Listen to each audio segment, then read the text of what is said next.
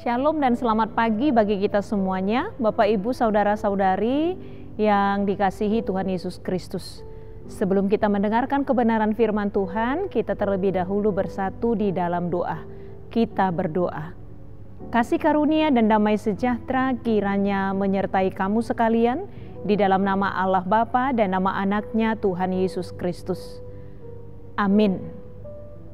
Bapak, Ibu, Saudara-saudari yang dikasihi Tuhan Yesus Kristus, kebenaran firman Tuhan yang menjadi renungan bagi kita pada hari ini, Jumat tanggal 10 Desember tahun 2021, kebenaran firman Tuhan yang tertulis dalam Injil Matius pasal yang ke-25 ayat yang ke-31, demikian pembacaan firman Tuhan. Apabila Anak Manusia datang dalam kemuliaannya, dan semua malaikat bersama-sama dengan Dia, maka Ia akan bersemayam di atas tahta kemuliaannya. Kalau dalam bahasa Batak dikatakan alai, dungroso got anak ni colmai, marhasangapon rap dohot saluhut, suru-suruanna, hudulanna madisi, habangsa hasangapon nai. Demikian pembacaan firman Tuhan.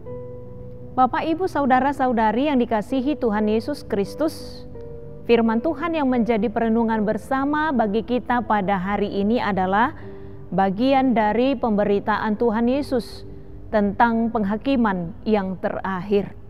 Melalui kesaksian Alkitab kita tahu bahwa dalam masa pelayanan Tuhan Yesus ada banyak cara atau metode yang Yesus pakai demi memudahkan para pendengarnya untuk memahami maksud dan tujuan dari pengajarannya. Di antaranya bahwa ada metode perumpamaan atau dalam bentuk kiasan atau dalam bentuk simbol yang memudahkan para pendengarnya, termasuk apa yang diberitakan dalam ayat 31 sampai ayat 46 dalam Injil Matius pasal yang ke-25 ini, di mana bagian dari nats kita ini adalah pemberitaan Yesus tentang Anak Manusia yang akan datang dalam kemuliaannya. Hal ini tentu menunjuk kepada kedatangan Anak Manusia yang kedua kalinya, yang tentunya sangat-sangat berbeda jika dibandingkan dengan kedatangan Anak Manusia yang pertama, yaitu melalui kelahirannya, di mana Yesus Kristus lahir dalam kesederhanaan. Ia mengambil rupa seorang hamba. Kesetaraan kepada Allah tidak dianggap sebagai milik yang harus dipertahankan. Tapi Yesus lahir dalam kesederhanaan di kandang domba. Kelahirannya sebagai bukti kasih Allah kepada dunia, bukti kasih Allah kepada kita. Allah yang berempati dengan kita manusia, dan Ia mengutus anak tunggalnya datang ke tengah-tengah dunia menjadi sama dengan kita manusia. Ia merendahkan dirinya, bukti kasih dan pengorbanannya kepada kita. Bapak, Ibu, Saudara-saudari yang dikasihi Tuhan Yesus Kristus, sekalipun Yesus merendahkan dirinya, bahkan rela mengorbankan nyawanya demi untuk menebus kita manusia, tetapi pada waktunya Bapa sangat meninggikan Dia. Sekalipun Ia mati sebagai bukti pengorbanannya, namun Ia bangkit kembali, naik ke sorga. Bahkan sesuai dengan pengakuan iman rasuli bagian yang kedua, kita menyaksikan bahwa pada waktunya Ia akan datang untuk menghakimi orang yang hidup dan yang mati. Karena itu kalau kita membaca keterangan dalam nats kita ini bahwa penghakiman itu pasti akan terjadi. Anak Manusia itu pasti akan datang. Dan penghakiman itu akan didasarkan kepada perbuatan yang dilakukan untuk Yesus Kristus.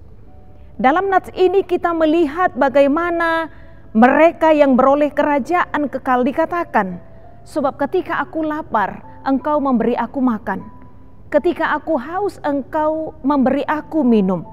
Ketika aku orang asing, Engkau memberi aku tumpangan. Ketika aku telanjang, kamu memberi aku pakaian. Ketika aku sakit, kamu melawat aku. Ketika aku di dalam penjara, engkau mengunjungi aku. Bila manakah semuanya itu dilakukan untuk Tuhan.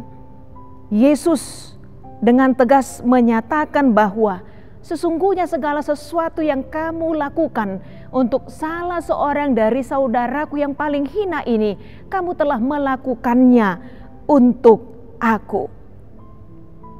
Jelas Bapak, Ibu, Saudara, Saudari yang dikasihi Tuhan Yesus Kristus, bahwa penghakiman itu adalah berdasarkan apa yang kita lakukan dan yang tidak kita lakukan untuk Tuhan.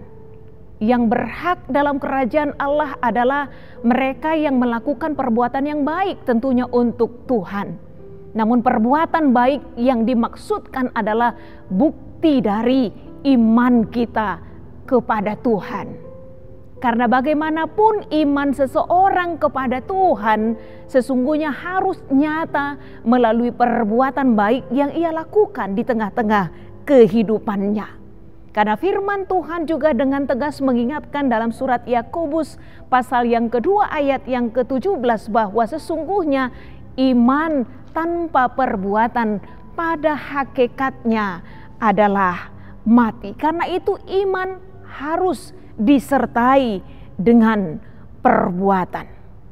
Iman akan Yesus Kristus itu harus dapat dibuktikan melalui perbuatan, melalui tindakan nyata, harus dapat dipraktikkan dalam hidup keseharian kita.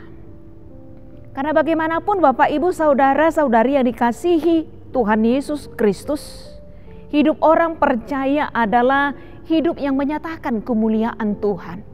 Hidup orang percaya adalah hidup yang menyatakan kasih anugerah Tuhan.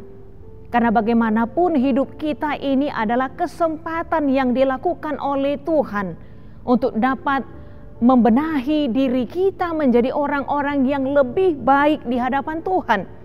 Karena hidup orang percaya adalah surat Kristus yang terbuka yang dapat dibaca oleh orang lain. Hidup orang percaya bahwa ketika kita diberikan kesempatan, Tuhan juga meminta kita agar hidup kita menjadi berkat bagi dunia ini. Karena itu Bapak, Ibu, saudara-saudari yang dikasihi Tuhan Yesus Kristus, tanpa ragu kita meyakini bahwa kita diselamatkan karena iman dan kasih kemurahan Tuhan dalam Yesus Kristus, di mana orang yang beriman, perbuatan baik juga harus nyata di tengah-tengah kehidupannya. Selama Tuhan masih memberi kita kesempatan dalam hidup ini, karena pada waktunya bahwa kita akan mempertanggungjawabkan apa yang kita lakukan dalam hidup kita. Karena itu selama Tuhan memberikan kesempatan, hendaknya kita senantiasa mengingani bahwa hidup kita sesungguhnya menantikan kedatangan Tuhan untuk yang kedua kalinya, bahwa Tuhan akan datang dalam kemuliaannya dan semua malaikat bersama-sama dengan Dia. Dia akan datang dalam kemuliaannya untuk menghakimi setiap orang. Setiap orang yang harus mempertanggungjawabkan apa yang ia lakukan ketika ia hidup di tengah-tengah dunia ini. Yesus yang datang dalam kemuliaannya, semua akan bertekuk lutut kepadanya. Semua akan mengakui bahwa Dialah Raja di atas segala raja. Dia Raja di atas segala raja yang patut disembah. Karena itu ia datang menyatakan dirinya sekali lagi tanpa menanggung dosa untuk menganugerahkan keselamatan kepada orang-orang yang menantikan Dia. Sebagaimana kebenaran firman Tuhan yang mengingatkan dalam surat Ibrani pasal yang ke-9 ayat yang ke-28. Tuhan pasti datang. Dia pasti datang dalam kemuliaannya. Maka marilah kita menantikan dengan iman yang teguh. Marilah kita menantikan Dia dengan hidup seturut dengan kehendak Tuhan. agar ketika Dia datang, kita hidup tak bercacat, kita hidup kudus di hadapan Tuhan. Banyak hal di sekitar kita yang bisa menggoda kita untuk tidak hidup kudus di hadapan Tuhan. Tapi karena kita tahu siapa yang kita nantikan dalam hidup ini, Tuhan yang akan datang dalam kemuliaannya, maka dengan iman yang teguh kepada Tuhan, kita akan kuat melawan godaan. Karena itu Bapak Ibu, saudara-saudari yang dikasihi Tuhan Yesus Kristus, mari hidup seturut dengan kehendak Tuhan. Mari memakai setiap kesempatan yang Tuhan berikan kepada kita untuk melakukan yang terbaik sebagai bukti dari iman kita kepada Tuhan yang kita percayai dalam kehidupan kita. Tuhan menolong dan menguatkan kita. Amin, kita berdoa. Kami bersyukur Bapa di dalam surga, ketika Engkau masih memberikan kami kesempatan menjalani kehidupan kami. Hidup di mana kami harus berbenah diri. Hidup di mana kami harus menunjukkan iman yang setia kepada Tuhan. Dan kami melakukan perbuatan yang seturut dengan kehendak Tuhan sebagai buah dari iman percaya kami kepadamu ya Tuhan. Karena itu tuntunlah kami Tuhan untuk setia kepadamu dalam kehidupan kami. Karena kami menantikan Tuhan yang pasti akan datang dalam kemuliaan untuk menghakimi orang yang hidup dan yang mati sesuai dengan apa yang kami saksikan. Tolonglah kami ya Tuhan menjalani hidup kami. Tolonglah kami ya Tuhan untuk hidup seturut dengan kehendak Tuhan. Dan kami meyakini sepenuhnya Engkau Tuhan akan menguatkan kami dalam menjalani hari-hari kehidupan kami. Ampunilah kami atas segala dosa dan pelanggaran kami. Hanya dalam kasih Kristus Yesus kami sudah berdoa dan mengucap syukur. Amin.